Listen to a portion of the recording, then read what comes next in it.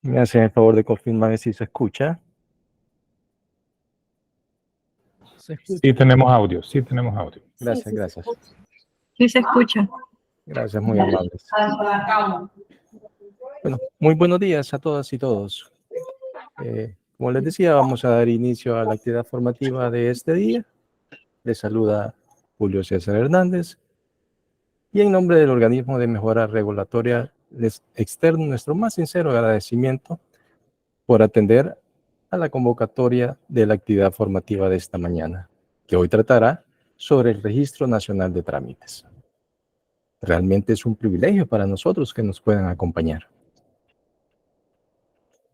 Este día, nuestra directora ejecutiva, la licenciada Mariana Gómez, no nos puede acompañar ya que se encuentra atendiendo otros compromisos, pero les envía un afectuoso saludo y el agradecimiento por estar con nosotros esta mañana. Esta mañana, la capacitación estará a cargo del licenciado Francisco González,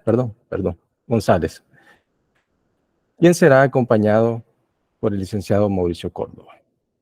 Pero antes de cederle la palabra al licenciado González, les quiero pedir un gran favor a todas aquellas personas que les sea posible, y es habilitar por un momento su cámara de video, ya que para registro nuestro nos gusta capturar unas imágenes de la actividad formativa. Así que les vamos a pedir de favor a todos aquellos que lo puedan hacer que nos habiliten su cámara de video. Muchas gracias nuevamente y bienvenidos.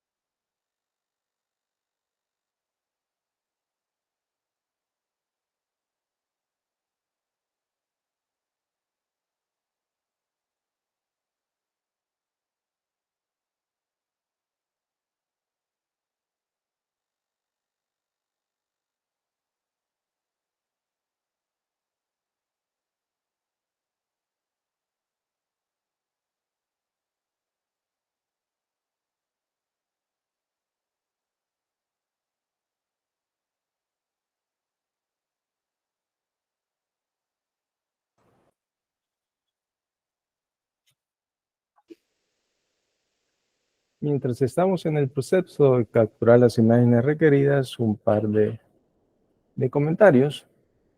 El primero, dentro de poco a través del chat les estaremos compartiendo el enlace para el registro de la asistencia. Les pedimos de favor a todos los que nos acompañan el registrar su participación.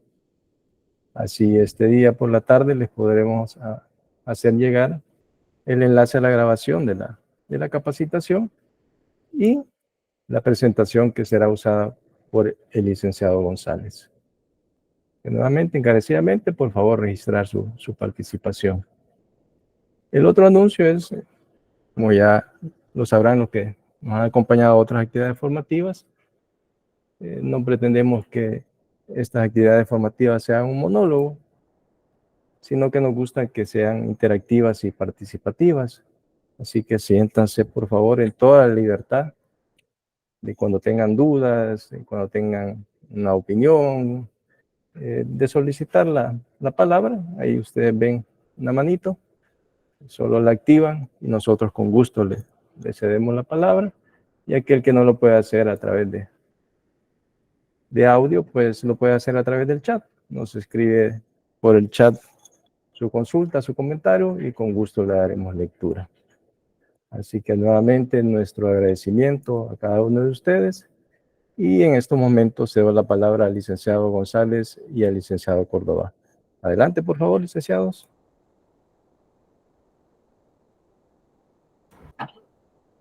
Sí, tengan todos muy buenos días. Como ya lo dijo el compañero Julio, este día vamos a tratar sobre la capacitación de lineamientos para el análisis y verificación de legalidad de los trámites y sus modalidades. En esta mañana me acompaña el licenciado Mauricio Córdoba, quien estará pues junto a mí en esta capacitación y pendiente de las inquietudes que ustedes puedan tener. Sin más preámbulos, vamos a dar inicio a la capacitación y, si me permiten, voy a proceder a compartir.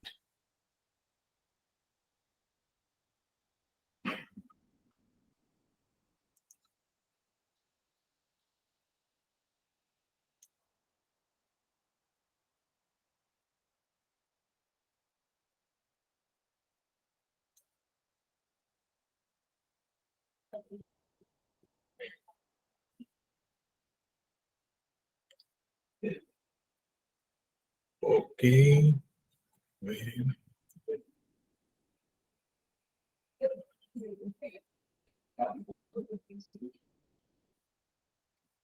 Muy bien. Bueno, el análisis de trámites, básicamente acá podemos nosotros ver nuestra agenda de este día, lo concerniente pues a concepto del RNT, la existencia y validez de los trámites y sus parámetros de simplificación.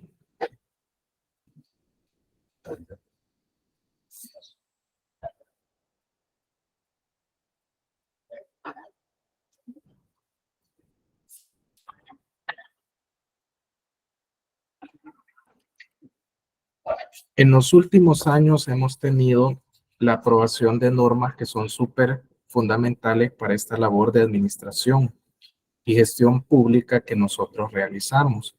Tenemos, en este caso, la Ley de Procedimientos Administrativos, la Ley de la Jurisdicción Contencioso Administrativa, aprobadas en el año 2018, si no me equivoco. Tenemos también la Ley de Mejora Regulatoria y la Ley de Eliminación de Barreras Burocráticas, también aprobadas en el 2018 y que entraron en vigencia las 4 de manera plena en el 2019. Ahora, ¿qué significa esto para nosotros, la entrada en vigencia de estas normas? Que tenemos un marco de derecho administrativo general que comienza a orientar los procesos de la administración pública. Es decir, que podemos hablar de un ordenamiento jurídico administrativo mínimo. Y es a través de estas normas ahora que tenemos principios que nos llevan a una administración pública que le interesa garantizar derechos, que le interesa que los bienes y servicios lleguen a la población, lo cual refleja un cambio de paradigma. ¿Cuál es el rol de la administración pública? Pues inicialmente podemos hablar de atender al usuario de manera eficiente, prestar servicios de calidad, por ejemplo, una buena educación, una buena seguridad, una salud apropiada, administrar eficientemente los recursos, brindar apoyo a los usuarios y solventar sus dudas. Eso nos corresponde, brindar asistencia y orientar a las personas cómo pueden hacer para hacer valer sus derechos o de estos bienes y servicios que nosotros proveemos. Buscar equidad. Tenemos instituciones que buscan hoy en día la equidad, es decir, condiciones para que todos podamos desarrollarnos. Si yo, por ejemplo, aspiro a ser sastre, poder llegar a ser sastre o médico. Entonces, luego se busca también tutela de derechos, mejorar la actividad económica a través de oportunidades laborales, por ejemplo, brindar seguridad jurídica. Ese es el verdadero rol de la administración pública. En cuanto a la política pública de mejora regulatoria, el objeto de la ley de mejora regulatoria es asegurar la calidad de las regulaciones para generar mayores beneficios sociales superiores a los costos y tener buenos trámites. Las herramientas de mejora regulatoria es, por ejemplo, el Registro Nacional de Trámites, las evaluaciones de impacto regulatorio que tenemos acá en la Filmina, los planes de mejora regulatoria y la agenda regulatoria. Todo esto, estos 4 relacionados con el comercio exterior, la atracción de inversiones, el clima de negocios y la competitividad.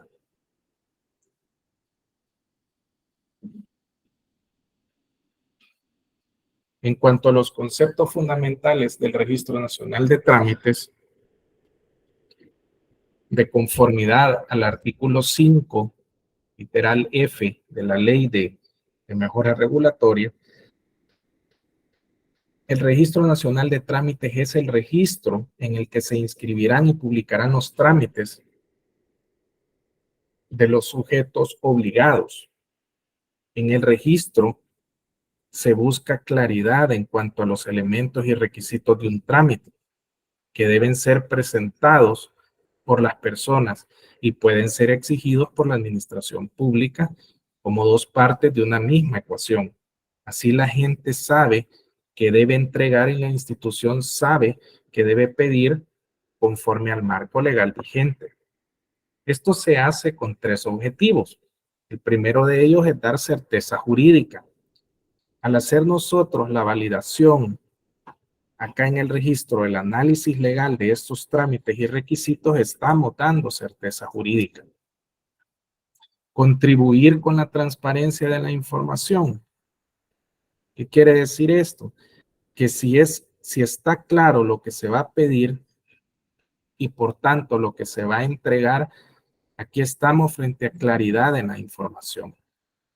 Mejorar la interacción entre los sujetos obligados y los usuarios, pues ello nos va a ayudar a que las personas conozcan los documentos que deben presentar para X trámite y con ello se evite molestias a los usuarios. Ayudará a hacer más eficiente el tiempo de los usuarios y de los sujetos obligados o la administración pública incluso, porque antes, ante la desinformación, muchas veces los usuarios llegan hasta 3 veces a presentar sus documentos porque desconocen cuáles son en realidad los que tienen que presentar o llevar, ¿verdad? Entonces, vemos acá la definición de trámite para la ley de mejora regulatoria. Y dice, trámite es la solicitud o entrega de información por parte de los particulares a la administración pública. Esto conlleva a 3 objetivos. Perdón, son 4. Y dice, cuando uno busca cumplir con una obligación, por ejemplo, cuando yo presento mi declaración del impuesto sobre la renta, estoy cumpliendo con la obligación. Obtener un beneficio podría ser a través de un subsidio, por ejemplo. Recibir un servicio podría ser una asistencia técnica para el control de plagas de los que realiza el Ministerio de Agricultura. Y obtener, pues, una resolución, ¿verdad? De acá del registro. En cuanto a los efectos del Registro Nacional de Trámites,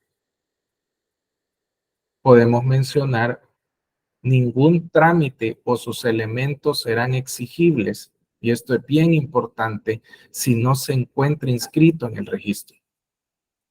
Ningún trámite o sus elementos ni requisitos, si no se encuentra inscrito en el registro, y deberá aplicarse en forma distinta a como se registró, ¿verdad? Porque puede ser que quede inscrito de A o B forma, pero luego volvemos a pedir requisitos que ya no tienen por qué estarse solicitando a los usuarios. Y una vez conformado el Registro Nacional de Trámites, los sujetos obligados solo podrán exigir lo inscrito en el registro, una vez más.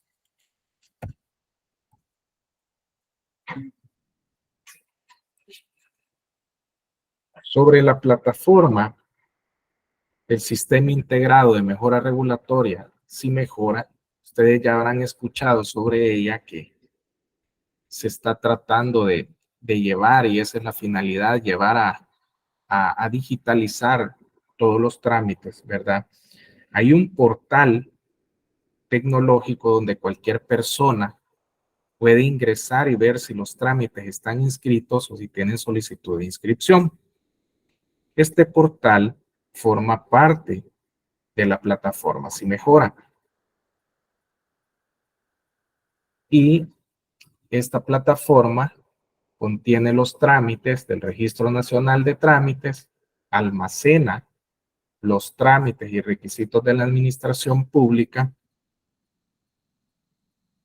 Ningún trámite podrá ser exigido si no se encuentra inscrito en el RNT, y aquí vemos cómo se insiste en esta parte.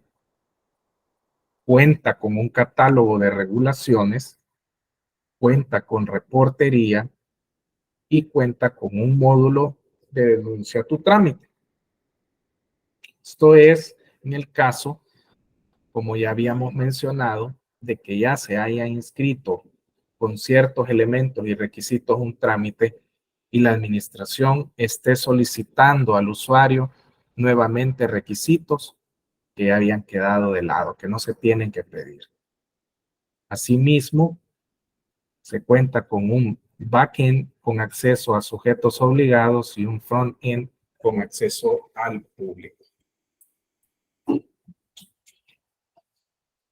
Posteriormente vemos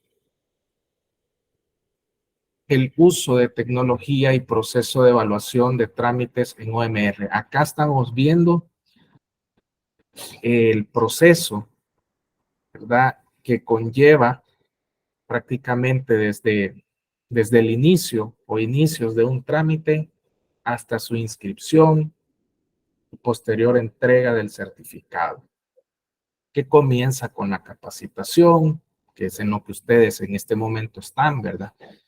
Luego el ingreso de los trámites y sus elementos en la plataforma SIMejora, la conformación de equipos técnicos para reuniones de trabajo, ¿verdad?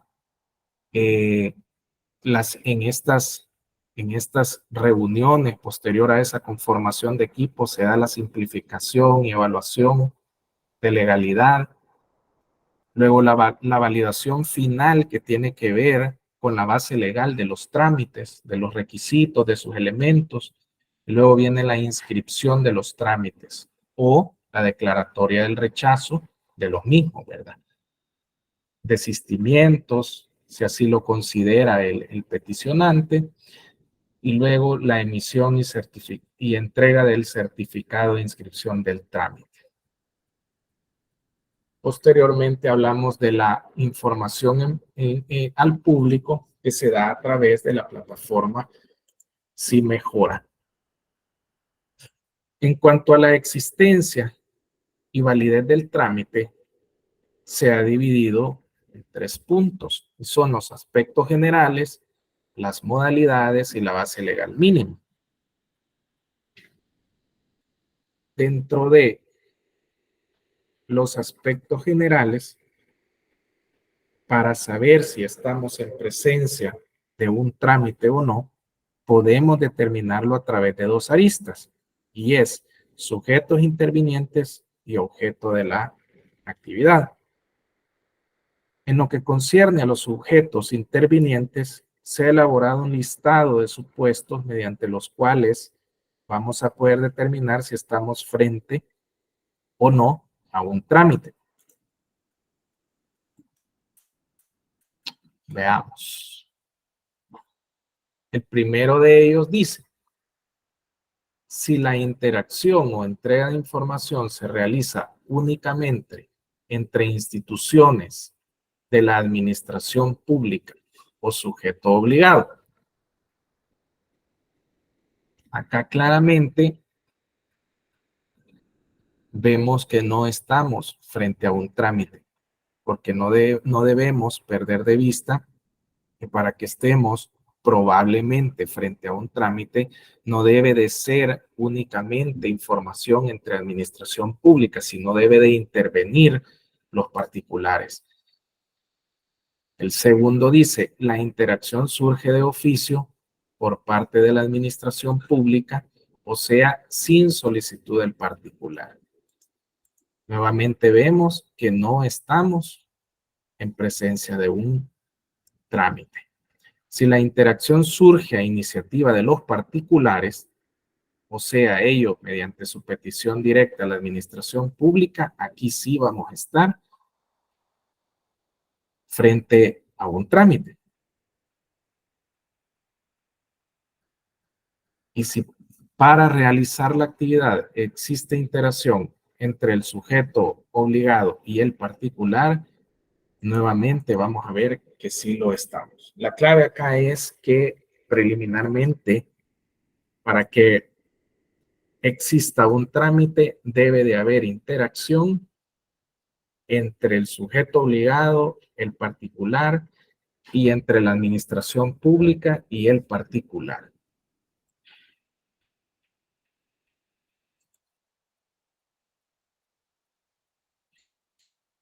Posteriormente,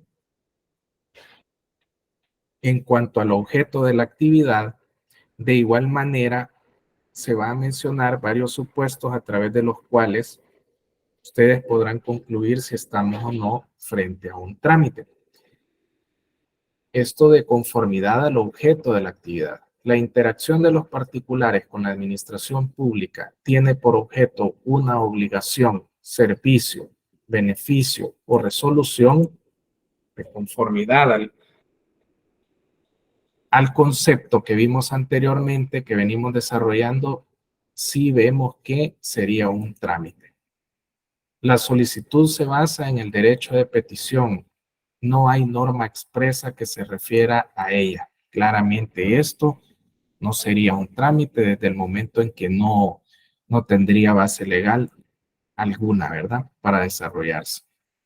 Si la solicitud forma parte de los requerimientos relacionados con procesos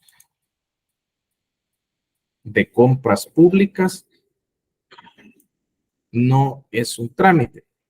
Y esto es porque son actuaciones que se enmarcan dentro de la necesidad del Estado de proveerse de bienes y servicios. Esto lo vemos enmarcado muy específico de la actividad de contratación de la administración pública y no como un trámite.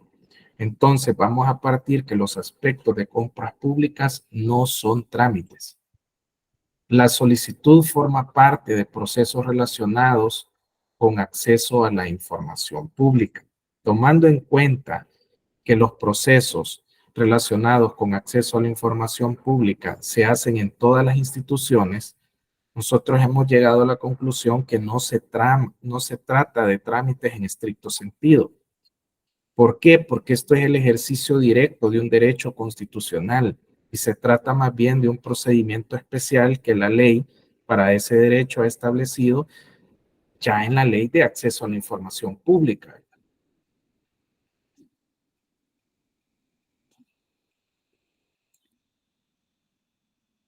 Número 9. La solicitud forma parte de procedimientos sancionatorios. Denuncias, multas, sanciones. De igual manera, acá no estamos frente a un trámite. Estos son otro tipo de procedimientos que se dan pues en la administración pública. Número 10. La solicitud no tiene base legal expresa, sino que se basa en un aviso para que la administración pública cumpla con una obligación. Tampoco constituye un trámite.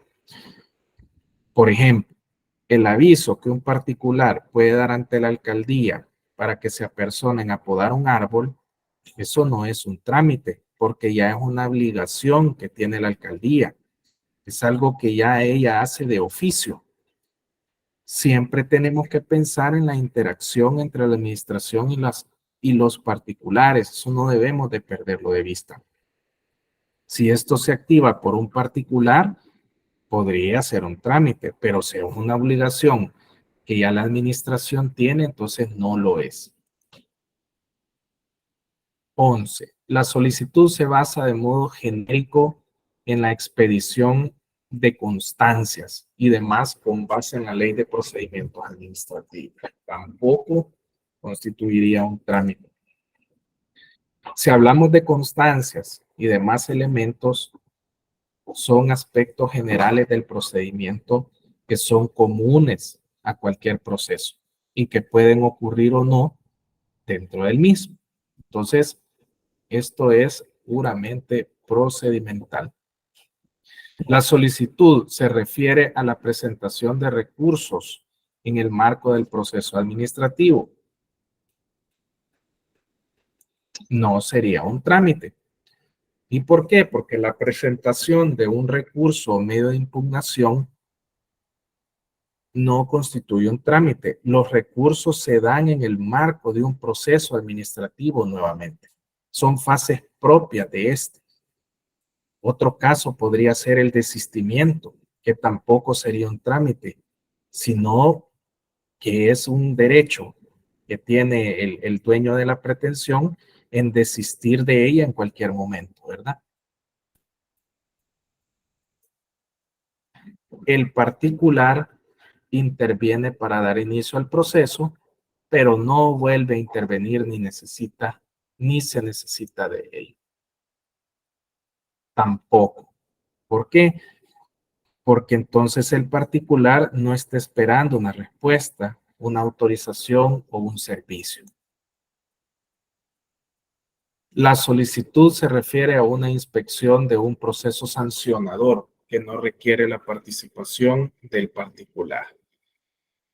Claramente, acá tampoco sería un trámite por lo que hemos venido viendo.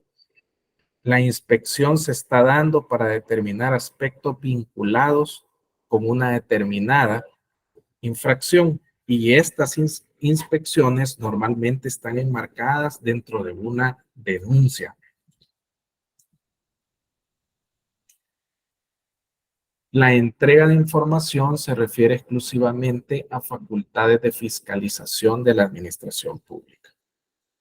Esto evidentemente no constituye un trámite.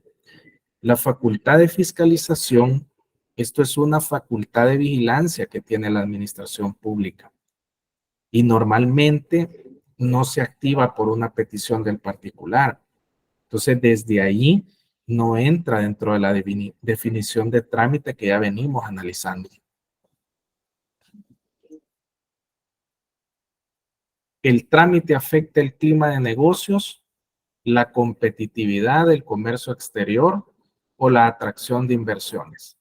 Aquí sí estaríamos en presencia de un trámite, miren, siendo importante hacer una distinción entre trámite empresarial y ciudadano. El empresarial es aquel que afecta esto de lo que estamos hablando, ¿verdad? El clima de negocios, la competitividad, el comercio exterior o la atracción de inversiones. Y por ende, será sometido a evaluación del Registro Nacional de Trámites. En cambio, el trámite ciudadano no afecta estos aspectos, por lo que no es sometible a evaluación del RNT. En cuanto a las modalidades, luego de haber visto la existencia del trámite, de acuerdo con sus sujetos intervinientes y el objeto de la actividad, partiendo de que el trámite existe, vamos a analizar si tiene o no modalidades. ¿Y cuándo decimos que hay modalidades? cuando existe una variación sustancial en la información o elementos del trámite. Normalmente existirá modalidad cuando vemos que un trámite lo puede hacer una persona jurídica o una persona natural, porque usualmente hay diferencia en los documentos de acreditación. Por ejemplo, a una persona natural se le pide el DUI y a la persona jurídica se le solicitan los instrumentos de la escritura de constitución, la credencial y tal. Entonces, la diferencia entre pedir el DUI y los otros documentos implica esa variación sustancial de la que estamos hablando. Es decir, tiene que haber una variación importante, una diferencia importante en los requisitos para que podamos hablar de una modalidad de un trámite.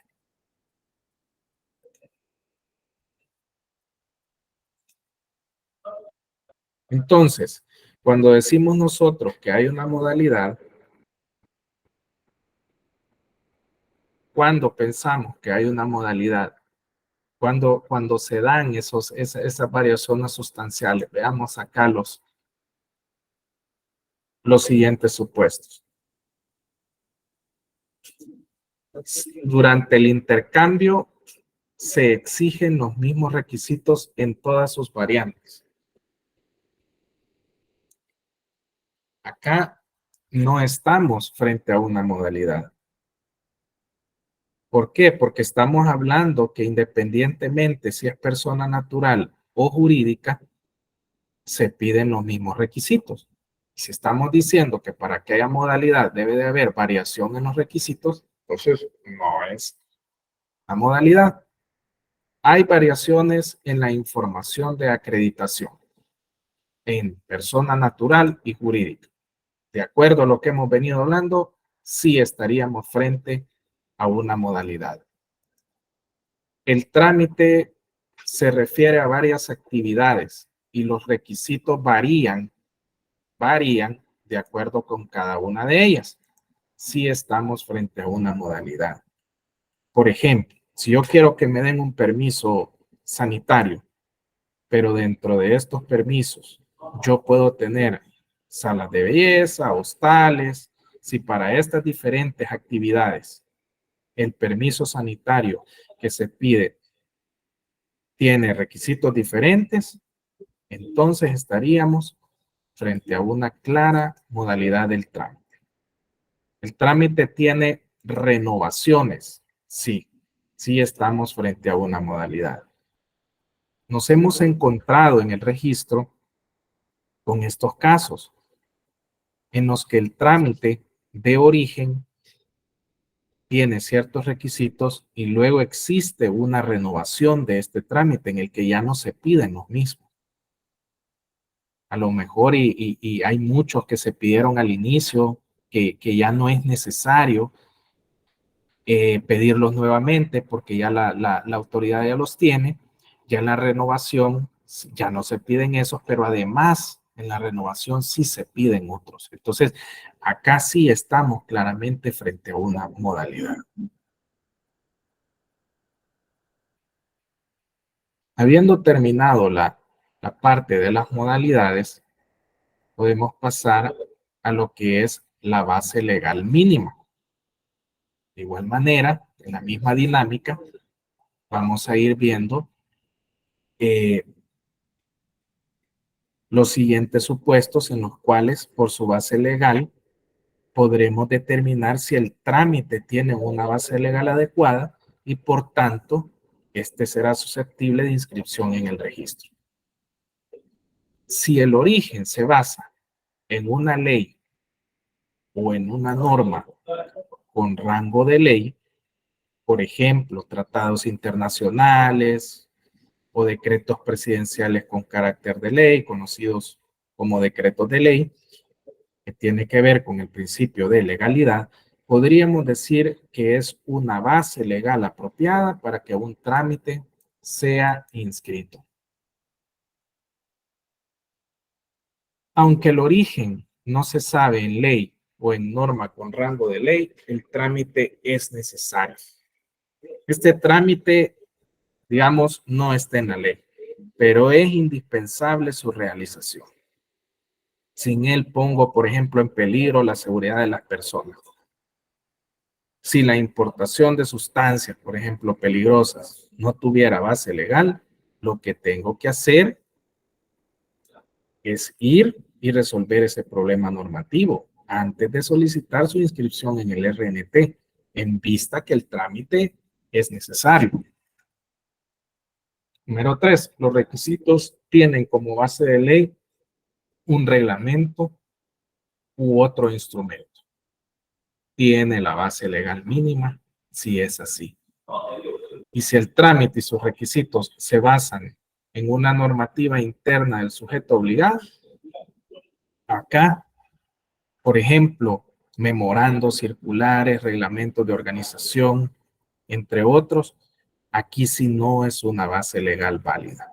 Si la única base legal es un instrumento interno, yo no tengo buena base legal para mis requisitos. ¿Por qué? Porque estoy tratando de normar hacia los particulares en un instrumento legal que no está diseñado para eso. ¿Por qué? Porque son intraadministrativos. Buscan mejorar la organización y funcionamiento de la administración, pero no regular hacia los particulares. Por ende, todos estos memorandos, circulares, reglamentos, no son una base legal válida para el Registro Nacional de Trámites. La administración pública tiene potestad normativa en rango e intensidad para emitir la normativa base de los requisitos. En primer lugar, decir que por rango se entiende jerarquía y por intensidad alcance. Por ejemplo, si yo pongo requisitos en un reglamento emitido por el presidente de la República, tiene el rango apropiado. Pero si en el reglamento me excedo en los límites de ley, tiene el rango apropiado, pero no va a tener la intensidad apropiada.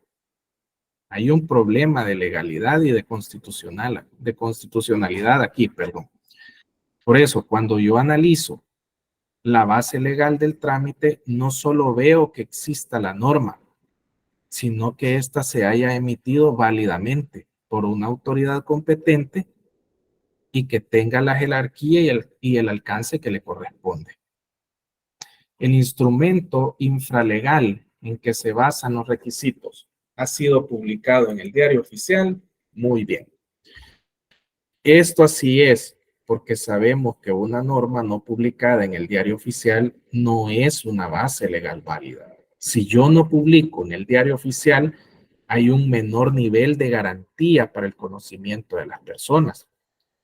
Yo no puedo hacer responsable del cumplimiento de una obligación solo si la conozco. Si la conozco, yo me puedo hacer responsable, pero si la desconozco, evidentemente no, pues.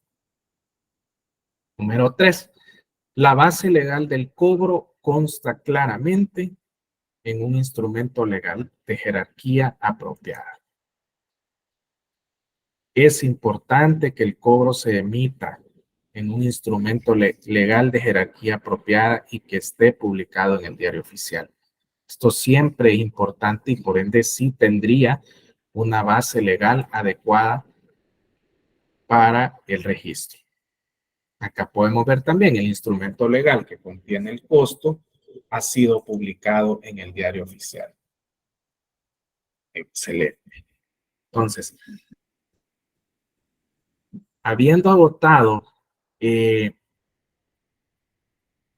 lo que es la base legal mínima de los requisitos, vamos a iniciar con lo que son los parámetros para la inscripción en el Registro Nacional de Trámites. Los parámetros siempre buscan lo que es la simplificación de requisitos y la eliminación de aquellos que son completamente innecesarios.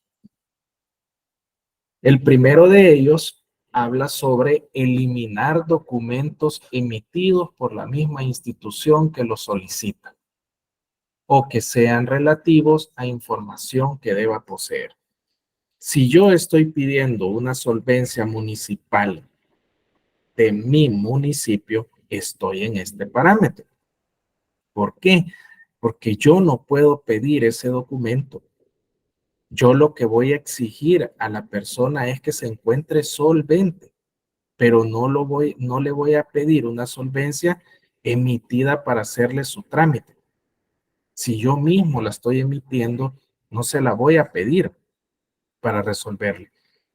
Esto tiene que ver con el artículo 4 de la LPA, que habla precisamente de la eliminación de requisitos innecesarios. Número 2. Eliminar documentos o requisitos brindados con anterioridad, salvo que sus efectos se hayan extinguido por causas legales. Los poderes, por ejemplo. Antes estaba esa práctica que si yo iba a hacer 4 peticiones en una misma oficina, ahí iban los 4 legajos de personerías.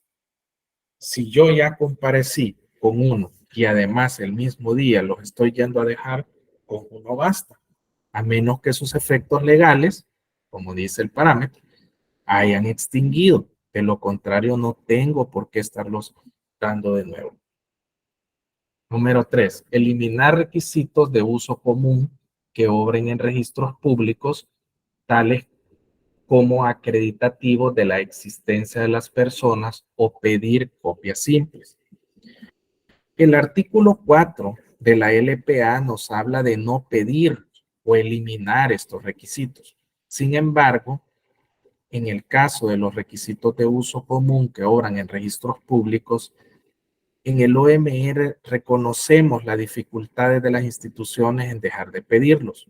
Y ya en la práctica hemos llegado a la conclusión de inscribirlos como copia simple.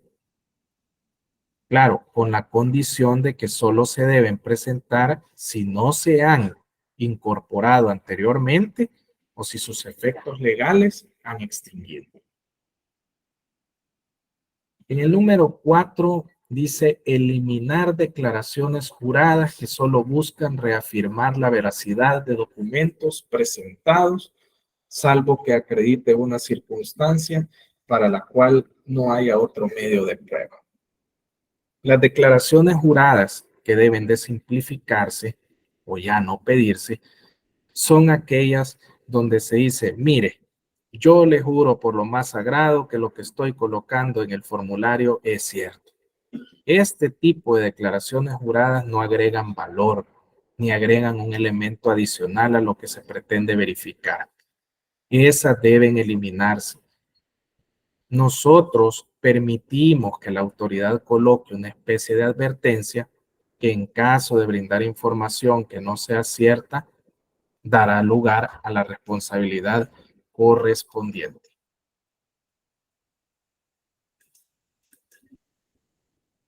Número 5. Reconocer en formas de representación el documento privado con firma legalizada notarialmente.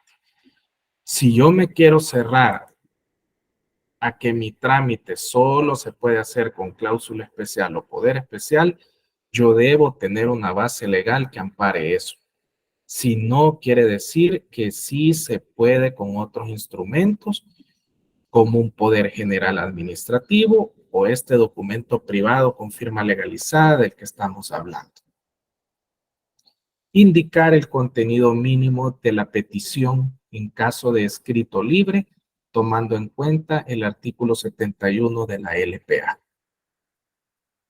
Aunque la petición sea a través de un escrito libre, ustedes saben que siempre tiene elementos mínimos. Entonces, la administración pública debe precisarlos. Ejemplo, lugar para escuchar notificaciones, que le digan qué es lo que estoy pidiendo, una breve relato de los hechos, por ejemplo, entre otros. Número 7. Eliminar la exigencia del NIT para personas naturales salvadoreñas y del representante legal en caso de personas jurídicas. Ya el NIT está homologado, por tanto, no tenemos por qué estarlo pidiendo. Aunque haya una norma al respecto, si no lo ocupamos para algo relevante en relación con el trámite, no hay que pedirlo.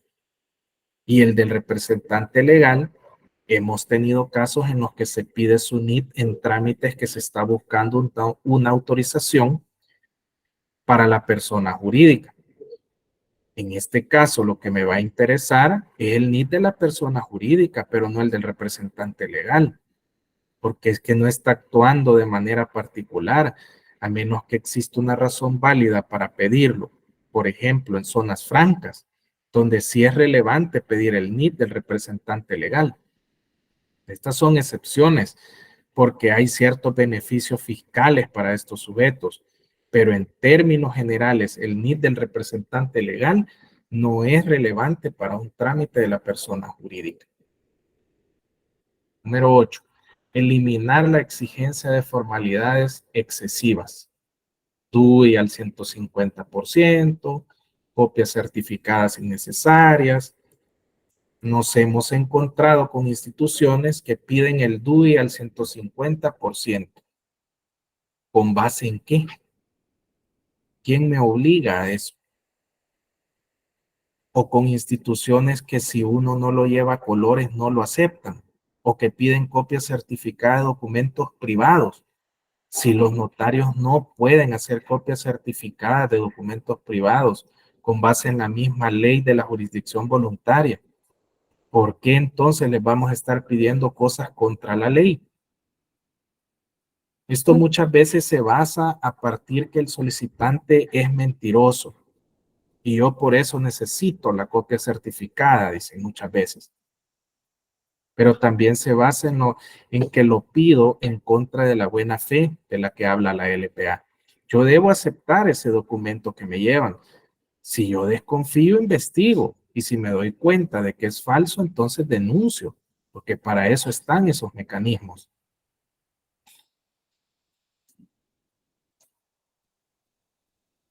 Número 9. Eliminar la exigencia de solvencia tributaria del Ministerio de Hacienda e inscribir en su lugar la condición de encontrarse solvente. Estamos eliminando que la gente vaya a pedir la solvencia, pero no estamos eliminando el requisito de estar solvente. Entonces, nosotros estaremos colocando la condición de encontrarse solvente de las obligaciones tributarias en Hacienda. Eliminar la exigencia de presentación de publicaciones del diario oficial y en su lugar brindar los datos de su publicación. Ahora que el diario oficial ya está bastante en línea, nosotros podemos consultar la publicación. No necesitamos que nos traigan el papel, el ejemplar. Entonces, lo que vamos a pedir es que nos brinden esos datos de publicación. Ejemplo, el número de tomo, el número de diario y la fecha de publicación. Con eso, la autoridad está en condiciones de corroborar la publicación.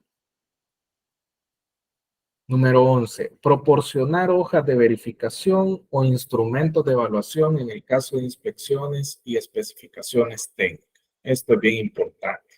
Si yo voy a hacer una inspección, la persona a quien inspecciono tiene que saber que debe cumplir. Yo no puedo llegar a hacer inspecciones en abstracto. Si yo estoy haciendo una inspección, es porque tengo parámetros técnicos que ir a verificar y quién vaya a verificarlos. Por otro lado, si yo pido especificaciones técnicas de algo y las voy a ir a verificar, es porque las tengo determinadas en un instrumento y eso es lo que yo voy a ir a corroborar. Uno no puede decir si lo que yo inspecciono es el cumplimiento de la ley, por ejemplo. Ajá, ¿y de qué? De los 150 artículos que tiene la ley. Y todo eso inspecciona. ¿Cuál es el parámetro de cumplimiento ahí? Entonces, las inspecciones tienen que tener esos documentos. Para las inspecciones y especificaciones técnicas, nosotros partimos que hay un instrumento en el cual se detallan y que la persona sabe cuáles son y se encuentra en condiciones de cumplirlas. Finalmente, el número 12 dice, adaptar los sistemas informáticos en lo pertinente a lo inscrito por el Registro Nacional de Trámites como elemento del trámite. Si mi trámite se realiza por medio de sistemas informáticos, una vez que nosotros nos hayamos pronunciado como registro, este sistema informático debería de ser coherente con lo inscrito en el Registro Nacional de Trámites, porque el registro es vinculante y tiene implicaciones. Entonces, si yo me quedo exigiendo cosas distintas de cómo se inscribieron, me expongo a un proceso. Con ello, damos por finalizada la capacitación. No sé si en este momento ustedes tienen alguna inquietud, alguna duda que nosotros podamos, pues, aclarar. Nos las hacen saber.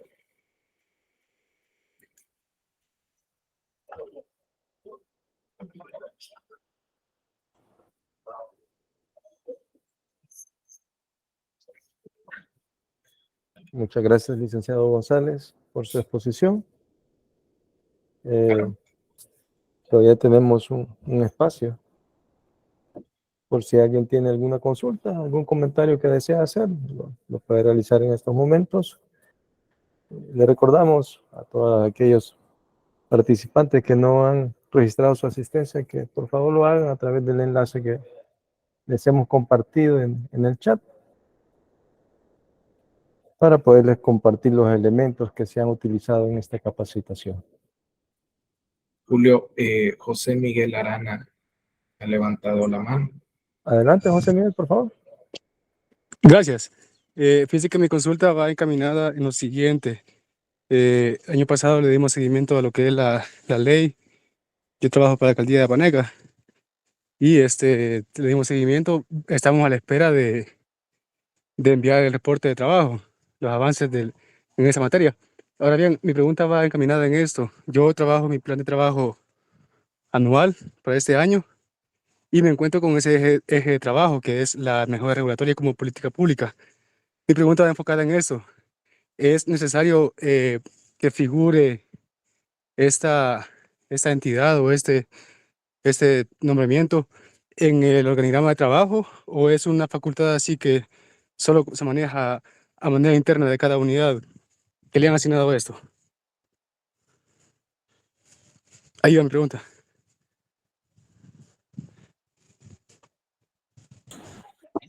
Si me permiten contestar, mi nombre es Rafael Juárez, yo soy el gerente de evaluación de impacto regulatorio del OMR.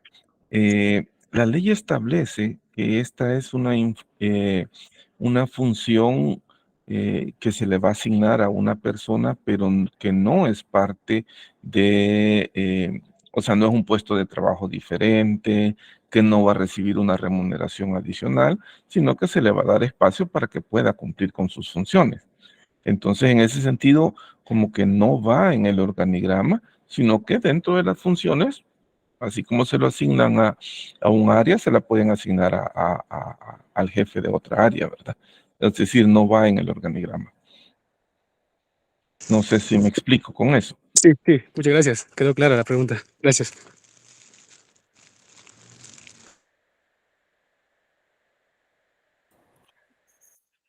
Gracias, ingeniero Juárez, por su respuesta. Bueno, muchas gracias a José Miguel por la pregunta. ¿Alguien más tendrá alguna otra interrogante o algún comentario que desea hacer? Buenos días, ¿me escuchan? Adelante, Lidia. Buenos días, yo tengo una consulta en el tema de los sellos.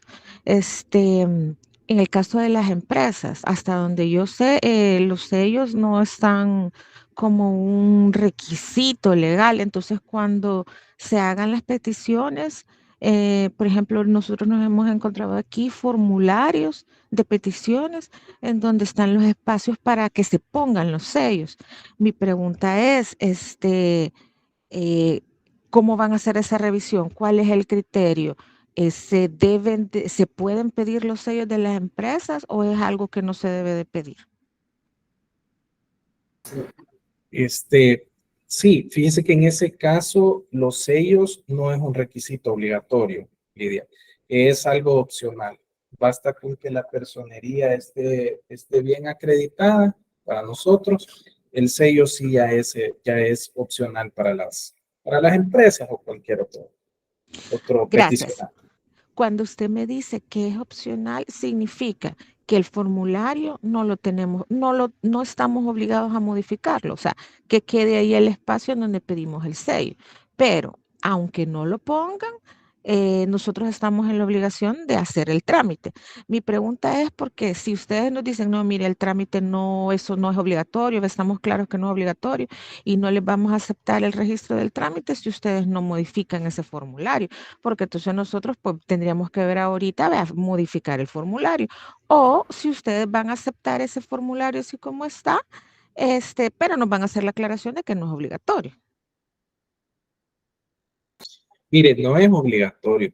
La modificación en este caso, si está como usted dice, el espacio, el sello ahí, no es obligatorio su modificación. Ahora bien, siempre se está abierto a la mejora, digámoslo así, de los formularios. Ustedes consideran en este caso que procede mejorarlo tomando en cuenta lo que le decimos nosotros que es opcional, pues no hay ningún inconveniente en hacerlo tampoco, ¿verdad? Pero sí dejar en claro que no es obligatorio para el Registro Nacional de Trámites que traiga el sello. Sí, no, yo lo entiendo y perdón mi insistencia. Lo que pasa es que como yo soy parte de la Unidad de Desarrollo Institucional y yo tengo que dar indicaciones hacia las dependencias que hacen los trámites, por lo menos en el caso mío de cómo nos estamos organizando para el trabajo en el Seguro Social. ¿Ve? Usted sabe que a veces hay resistencia con las dependencias. ¿Ve? Entonces, aquí, por ejemplo, el tema de los formularios se hacen tirajes completos, ¿verdad? Y hacer una modificación en el formulario implica, mire, deseche lo que usted ya tiene, ¿verdad? Y obligatoriamente tenemos que cambiar ese formulario. Yo soy abogado, ¿verdad? Entonces, tratando de encontrar un punto intermedio, nosotros ahorita todos los cambios que hemos hecho en relación a los trámites, en relación a las solicitudes, a las peticiones, siempre le hemos dicho a las dependencias, es obligatorio. El trámite, cuando nosotros solicitemos la inscripción, no nos lo van a aprobar si usted no hace ese cambio. Entonces, de mala gana lo terminan haciendo. Pero si yo les digo a ellos, no, mire, la verdad es que esto es opcional, pero dicen que lo podemos dejar porque nos van a aceptar el trámite, nos van a aceptar la inscripción del trámite, aunque sea con ese formulario así, ellos no van a cambiar nada. Entonces, yo estoy 100% convencida en mi papel, en mi rol de abogado de la República, que el sello de las empresas no tiene ningún fundamento legal. Pero el tema aquí, la pregunta es, cuando nosotros presentemos ese trámite para registro y nosotros ya comenzamos a llenarlo, nosotros ya tenemos algunos trámites en la plataforma, ya tenemos la base legal y todo. Cuando ustedes revisen ya en la etapa formal, en donde ya están solicitando ya ustedes ya están decidiendo si van a inscribir ese trámite, sí o no. ¿Cuál es el criterio de evaluación de ese requisito? ¿Lo van a aceptar así, tal vez con alguna prevención, o nos lo van a observar y nos van a decir, no, mire, este trámite no se puede inscribir así? Porque dependiendo de esa respuesta, así se van a girar las instrucciones aquí. Fíjese de que en ese caso, como le digo, no es requisito obligatorio. En todo caso, en la resolución podría dejarse como una condición de que aún y cuando no traiga el sello, igual el trámite va a seguir. Por lo mismo, porque no es un requisito obligatorio que traiga el sello, pues el formulario que usted menciona. A lo sumo se pudiera hacer ya en la resolución, ¿verdad? Una condición, pero no es que el trámite se va a caer porque no traiga el formulario sellado. Gracias. A la orden.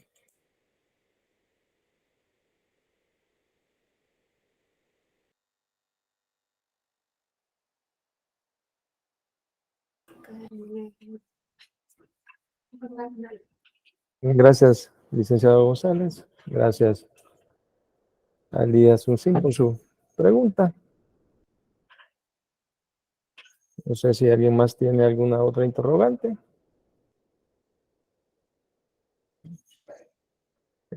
Si ya no hay más preguntas, si no hay más comentarios que hacer, no nos queda más que darle las gracias a cada uno de ustedes por habernos acompañado.